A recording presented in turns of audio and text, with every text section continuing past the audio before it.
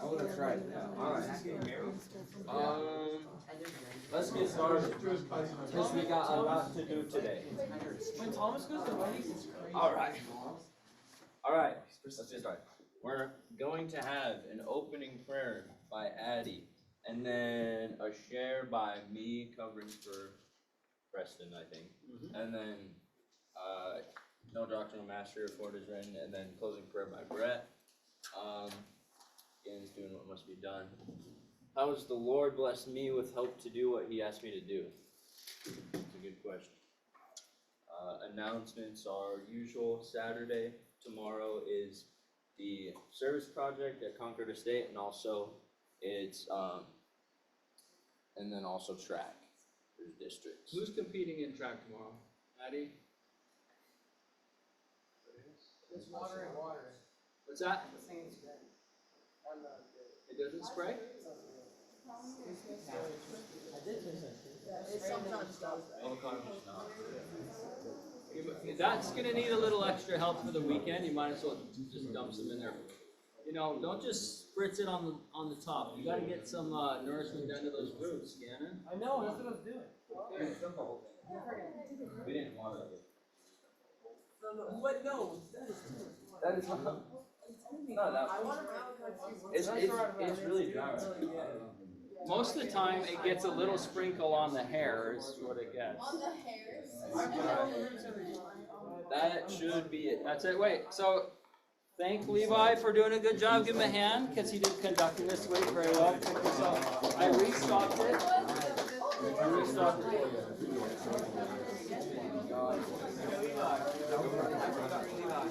I forgot to be your present, but I'll get it sometime. Okay. All right. I was gonna do it yesterday. Levi, you also have shares. I do have shares. Okay. You want me to get your phone for that? Huh? Can I use your phone for that? Yeah.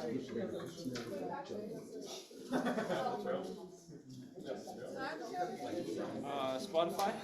Yeah, it's called Northern Attitude. I know.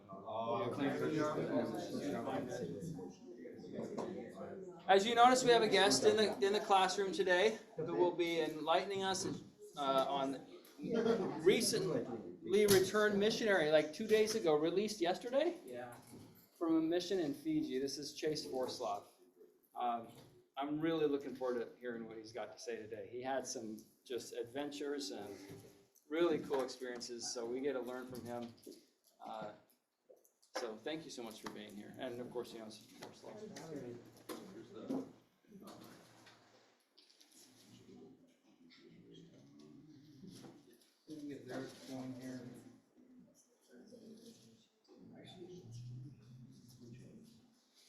Last minute.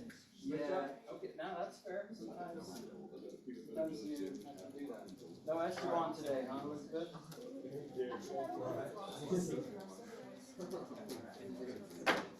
Alright. Might have to turn it up. Okay, we're looking for some truth in this song.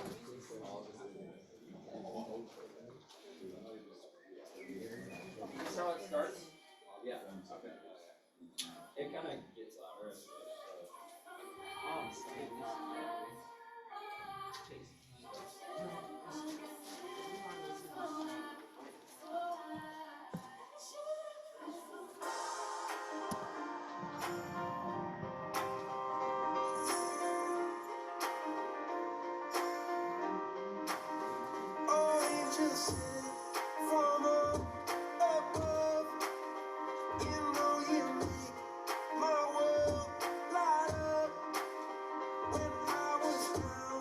When I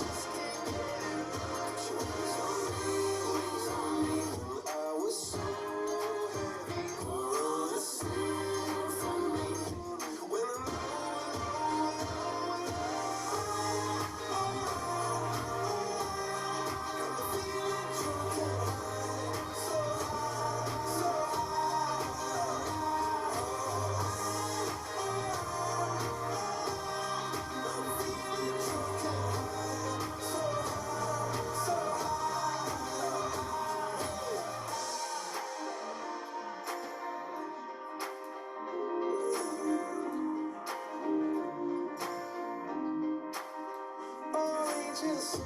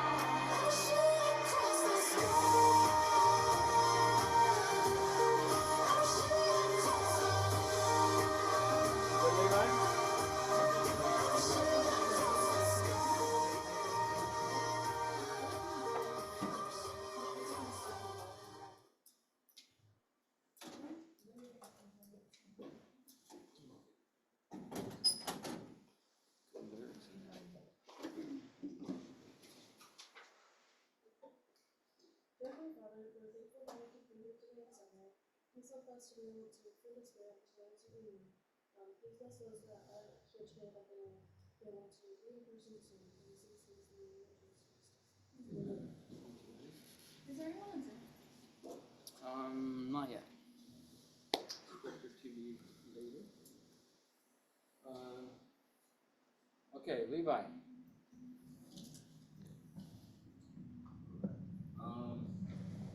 I like that song. A lot of Coldplay songs actually like bring the spirit to me a lot. I think they just have really good lyrics in all their songs, and like always, yeah, it's always like catchy. It's always like, and they're always like kind of uplifting. I don't know how to describe it, but they always like get you kind of, I don't know. It's cool when somebody's able to capture positive messages in lyrics and put it to music that is like religious undertones, but it's like pop music or rock music. Yeah.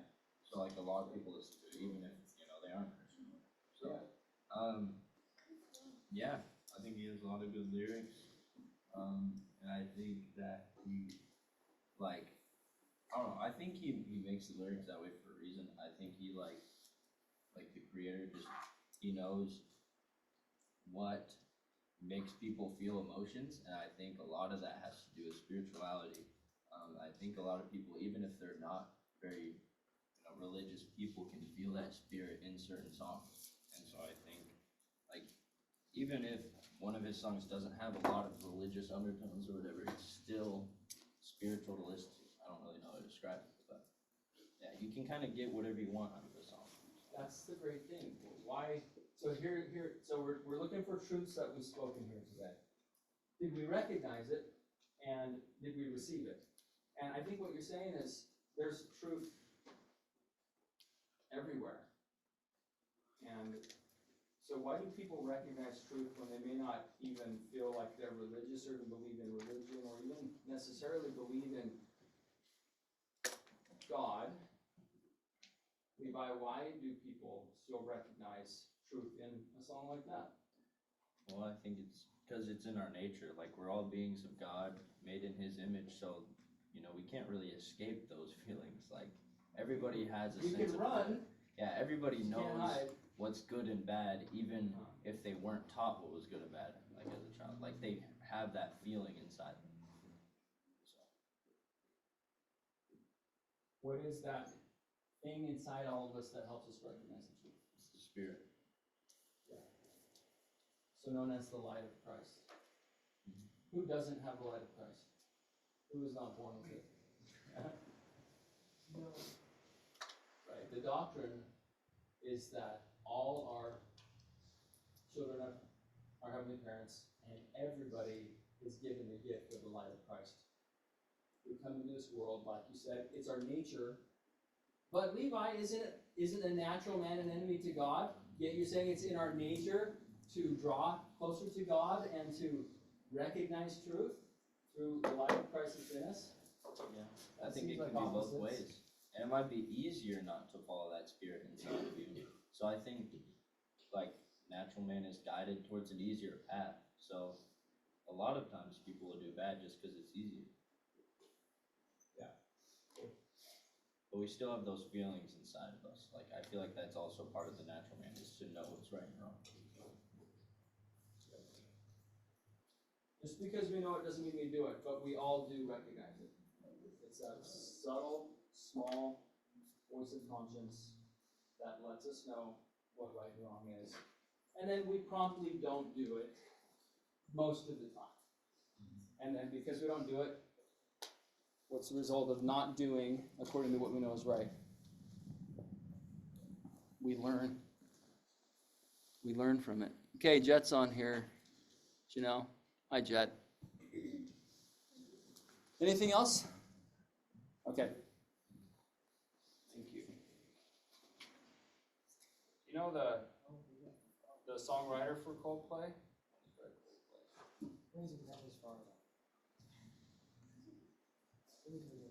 Good. ElderChaseForsloff, I turn the time over to you. Sweet. Do with us as you will. Don't mind this. It's we got some kids on Zoom. Nice. I have been released, fully been released. I got released last night. So yeah, so we'll start with a little invitation, and then we'll go on. We'll give some questions at the end. All right. So in Fiji, when you start a presentation, or when you even start a talking church, you always start with saying hello. But instead of just saying hello, I'm sure you've heard it when people do it for Hawaii. They go aloha, and everybody goes aloha. In Fiji, you say bula, and everybody says bula. So I'm going to say bula vinaka, and then you all say bula vinaka. Eh? We Ready? say what? You say bula vinaka. Bula vinaka. Try it, try it. Bula vinaka. Bula vinaka. Bula vinaka. That's right, but now with a little more energy, like you want to be here. Bula vinaka. Bula vinaka. That's what's up. Okay. So yes, I just came back from Fiji. I was there for 2 years. I lived all over the islands. I actually brought a map of the islands since I know nobody really knows what they are. This map, these maps have marked on them all the places that I went. So anywhere that is in orange is where I was. So this is Fiji. There's a main island right there. It's called Viti Levu, which is Big Fiji in Fijian.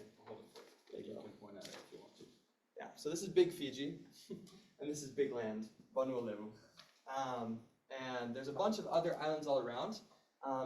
You know, one amazing thing about serving a mission in Fiji is you get to see the church developing in a lot of places. Even in the small islands, the church is everywhere. You know, there's this island here. It's in Laos. I don't think it's on this map. We'll give this as an example. This is Kandavu Island. It's a very small island. There's barely anybody there. And it's got the church there. Another one up here, Rambi, has a church there. A branch, a unit, a couple units, I think. And it's just growing. It's only growing. There's none of the church is dying anywhere. You don't have to worry about that. It's only growing. I think a lot of that is in stark contrast to the world. I mean, if you had to guess, are Christian churches growing or are they going down? What do you think? Really, really far down. Christian churches are sinking very fast, but the Lord's church is still growing. Why do you think that is? Yeah, it's the true one, but that's not it. I mean, like Brother Jones said, there's truth everywhere, but, you know, a lot of people still don't find it. Maybe because people feel things there that we don't feel other places.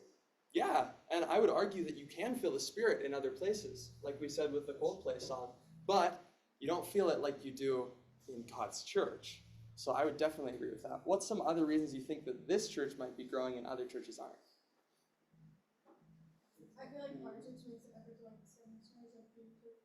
Yeah, I think that's a really big part of it. I think that without proselyting missionaries, without missionaries going all around the world, how can people learn about the church?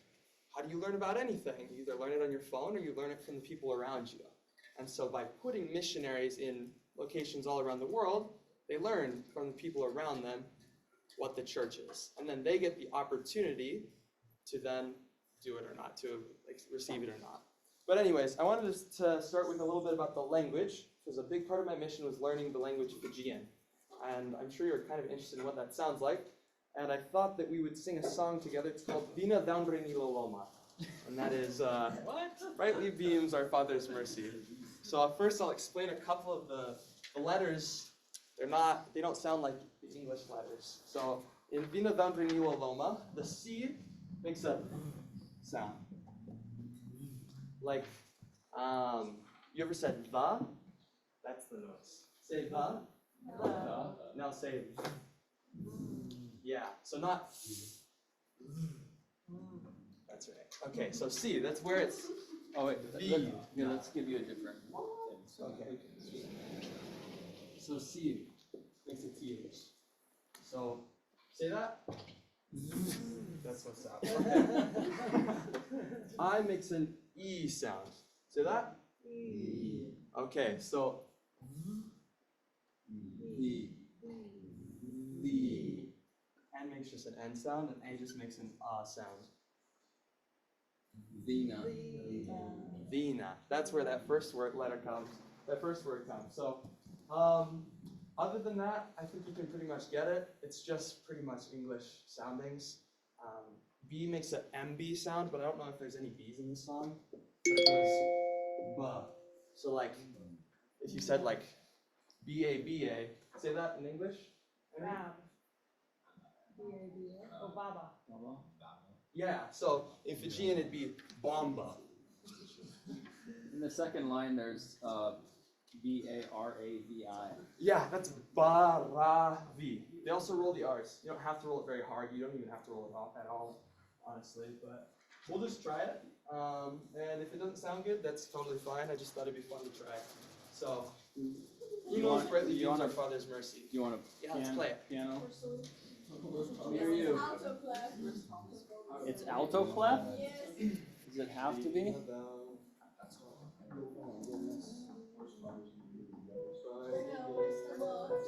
Oh, that's good. That's gonna be good. We just start with a note. So it sounds pretty much like it looks. If you try reading it like English, you pretty much gonna get it.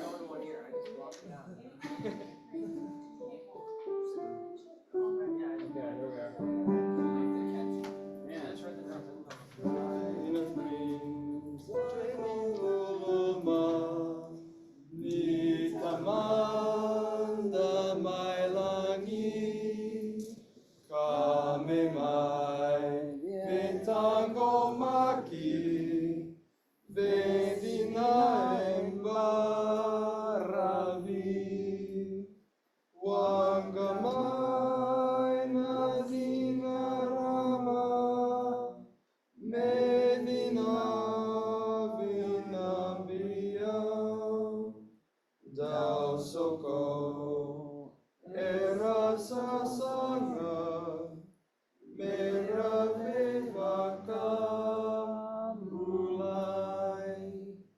Yeah, thanks so much. That's great. So that's kind of what Fijian sounds like.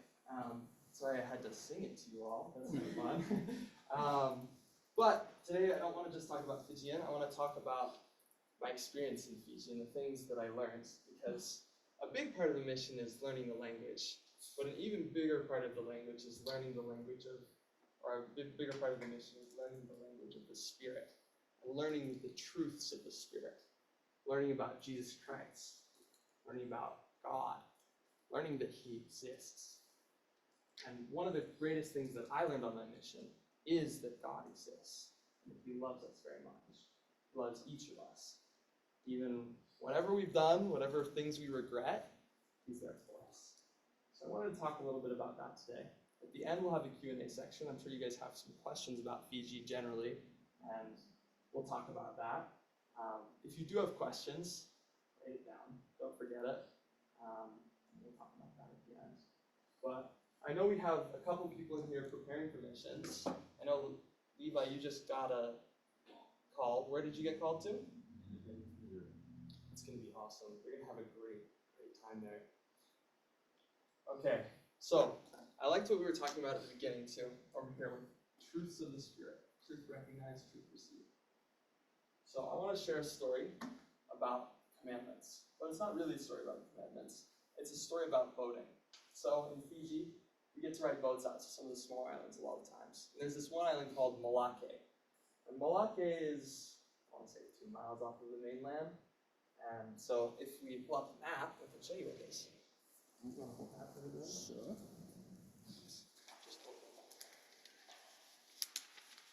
So this is the mainland, and I was serving in this area called Rekuraki, and up here is Molokai. It's right off this side.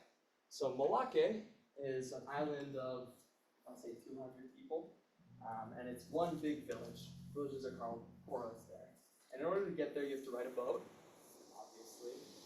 And while you're riding there, you have a captain.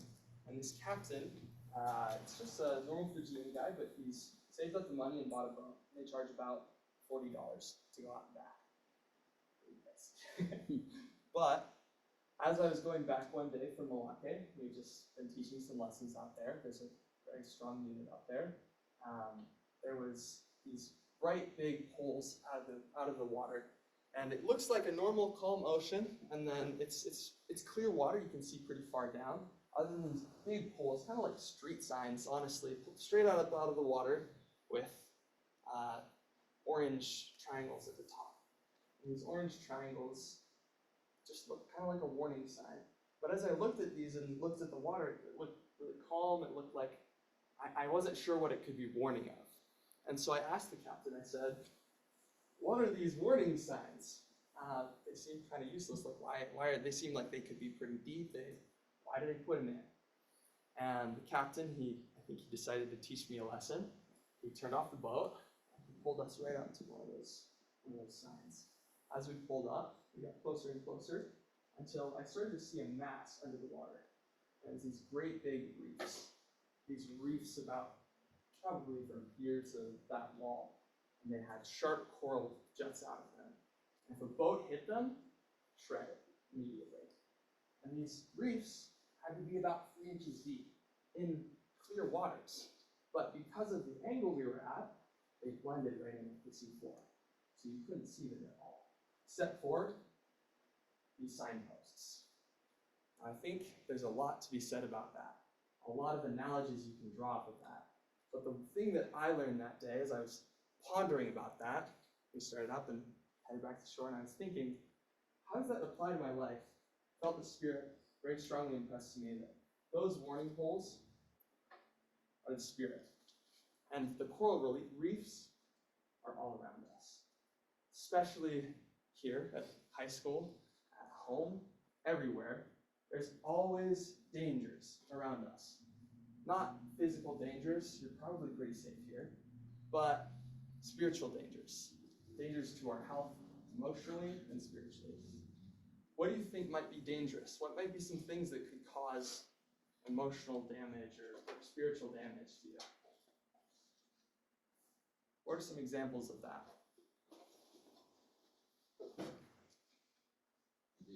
Addiction. It's a really good one. Addiction is a really, really big coral reef. But that's a lucky one because it kind of sticks up out of the water most of the time, right? You can kind of tell about that one. But, sometimes it doesn't. Don't really know. What are some others? Hanging out with people who have bad influence on you. Yeah, so why would that maybe cause emotional damage? Or why would that cause spiritual damage? Because you tend to act like people around you, they have an influence on you no matter what. And so it's like if you hang out with not the best people, then it will eventually kind of wear down on you as a person and the way you act. Right, but aren't those people also just trying to be happy, Yep, sometimes they make bad choices, and so you don't want other people's choices to affect you in that way. Yeah. So I think one great thing is God has we don't have to just guess. We don't have to think, okay, what are some things I have to avoid? God has given us a guidebook. rules, not just rules, but scriptures. So he's given us commandments. Charlie, why do you think he gives us commandments? I think he gives us commandments to protect us mostly from harm that we can cause ourselves through our choices and harm that we can cause other people. Yeah. These commandments can look kind of restrictive sometimes, you know? We've got the word of wisdom. We've got law of chastity. We've got so many. It's going to take me a while to write all these. I'm just going to write out these. These are some ones that we talk about a lot, the word of wisdom and the law of chastity, because they're ones that the world doesn't really agree with, right? What do you think that the world thinks about the law of chastity?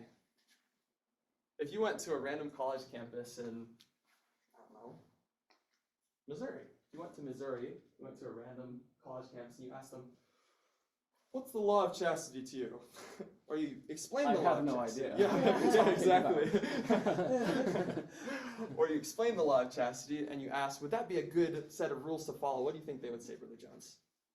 They'd probably say, you do you. Whatever you want to do is fine. It's none of my business. I can't say what's right or wrong. Everybody just does what they want. Yeah. Exactly. As for me, I do whatever I want. Exactly. So people are going as if there is no warning signs. They're going on this river, they're crossing this ocean, yet they're not paying attention to these big old poles pointing out the dangers underneath. What we know about commandments is if we break them, it comes with consequences. What are those consequences? What is a consequence? Pain, always.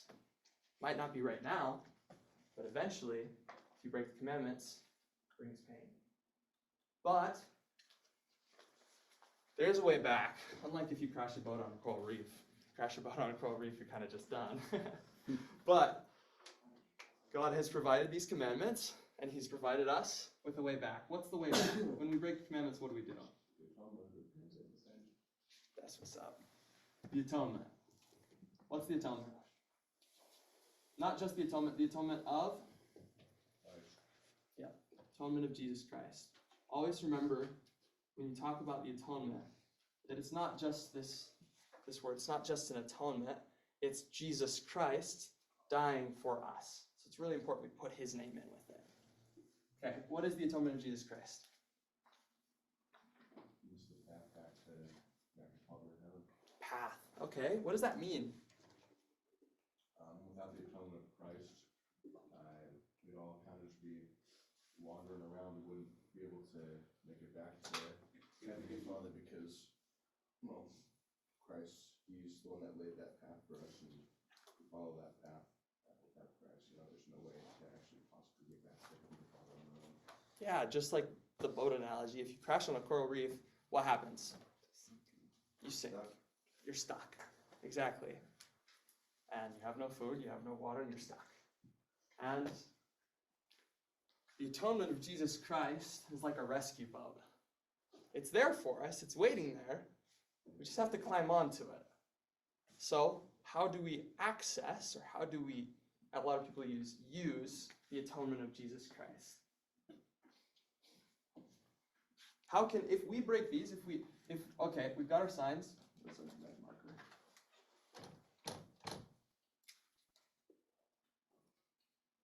Got our signs.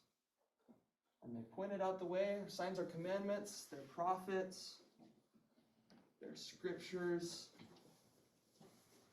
they're teachers, like Brother Jones, they're counselors like your bishop, and they're, oh man, there's so many things they could be. Anything that God can inspire to teach you can be a commandment to you.